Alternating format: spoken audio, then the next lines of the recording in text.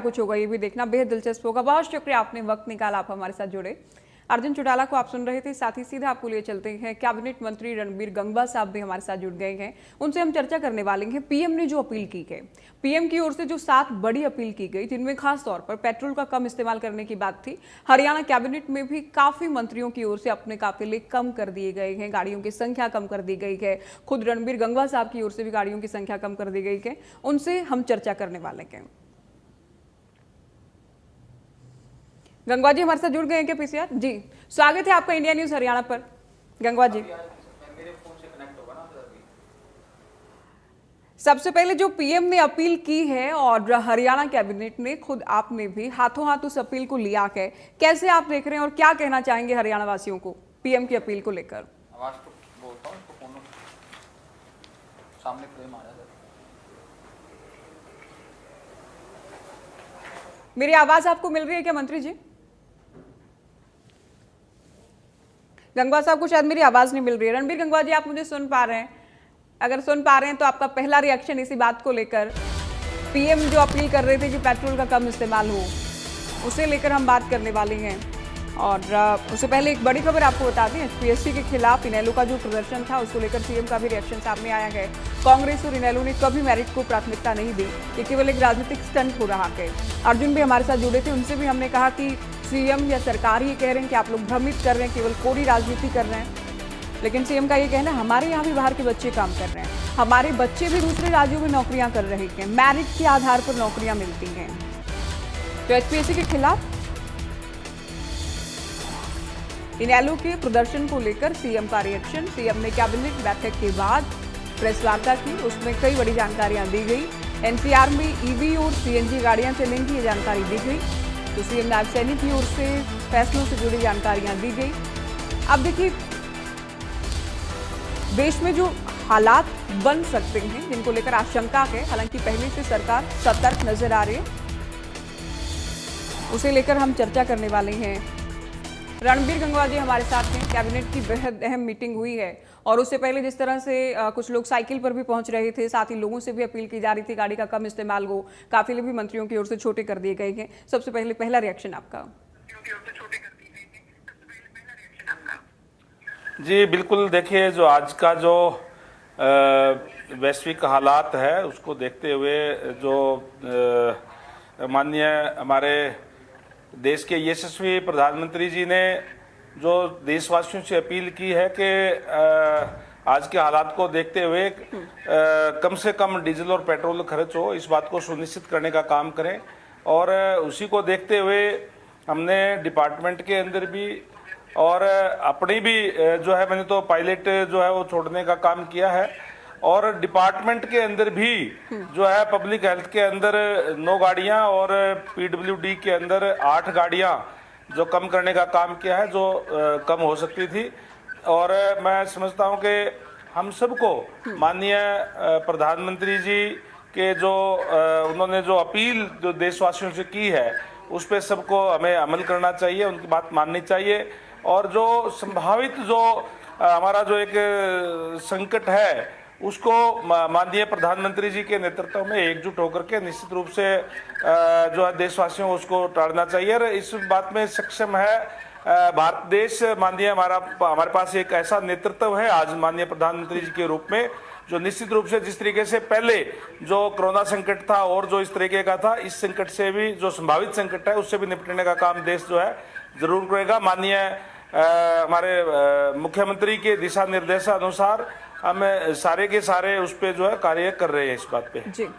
और कैबिनेट में क्या क्या चर्चा हुई, क्योंकि बड़ी खबर ये भी है जो जानकारी टीसी के माध्यम से सीएम की ओर से भी दी गई, ईवी और सीएनजी गाड़ियों को बढ़ावा दिया जाएगा, खास तौर पर एनसीआर में ही चलेंगे।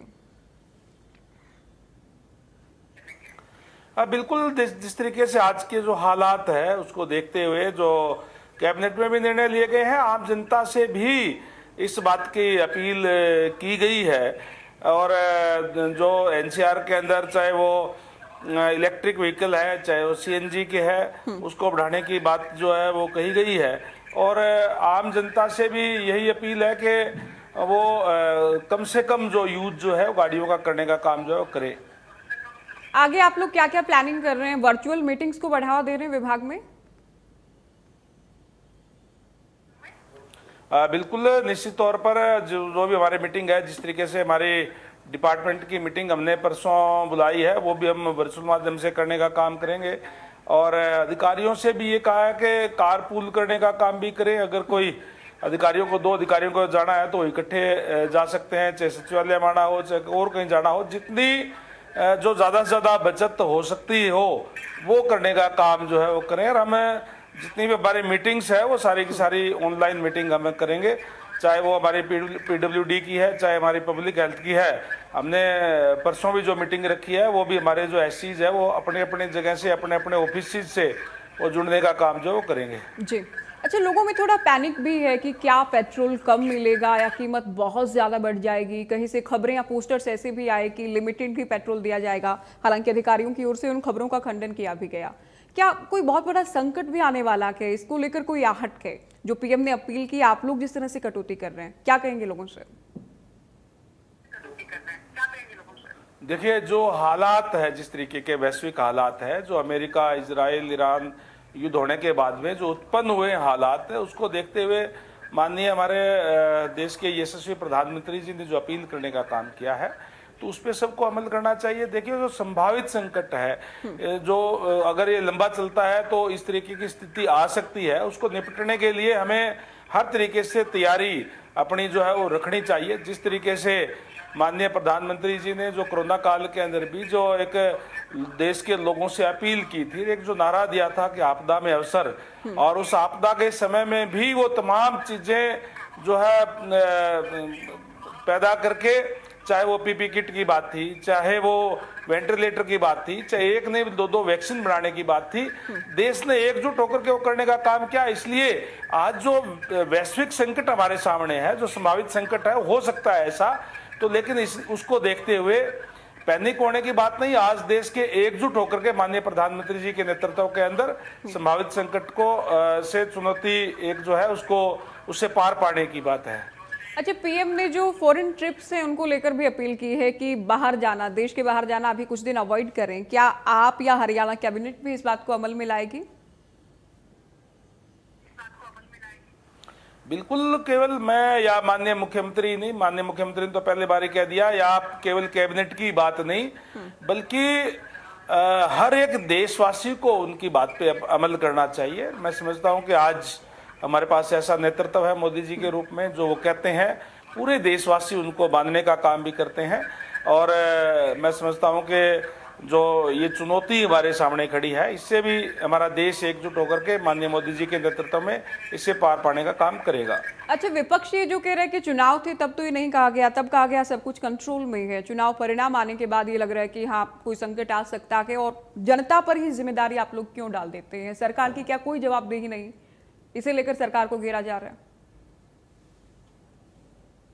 मैं तो ये कहूंगा कि दुर्भाग्य है, प्रजातंत्र है, प्रजातंत्र के अंदर पक्ष और विपक्ष दोनों अहम होते हैं, लेकिन जब राष्ट्र हित की, देश हित की या इस तरीके का कोई वैश्विक संकट हो, उसके अंदर एकजुट होकर के हमें उससे उस चुनौती को स्वीकार करना चाहिए, उससे एकजुट होकर के उस चुनौती से लड़ना चाहिए। आज हर बात के अंदर विपक्ष जो है अपनी राजनीति करने का काम करता है। आज तो ऐसा विपक्ष है कि यहाँ रह करके भी, विदेश के अंदर जाकर के भी देश की बुराई करने का काम करते हैं। इनको सीख लेनी चाहिए। माननीय अटल बिहारी वाजपेयी जी थे, विपक्ष के नेता थे, और नरसिम्हा राव जी की सरकार थी। उस समय में देश का पक्ष जो है जिनेवा के अंदर उन्होंने मजबूती से रखने का काम किया। इस तरीके की उनको करना चाहिए। ये तो आज का विपक्ष ऐसा है। राहुल गांधी जी तो विदेश में जाकर के भी देश की बुराई करने का काम करते हैं, ये दुर्भाग्य है। बहुत शुक्रिया, आप हमारे साथ जुड़े और तमाम बातें विस्तार से आपने की। जो मंत्रियों की ओर से, PM की ओर से जो अपील की गई थी, उसे कैसे हरियाणा के CM, हरियाणा के मंत्री अमल में ला रहे हैं, इसे लेकर चर्चा की। फिलहाल इस बुलेटिन में मेरे साथ इतना ही। दीजिए इजाजत, नमस्कार।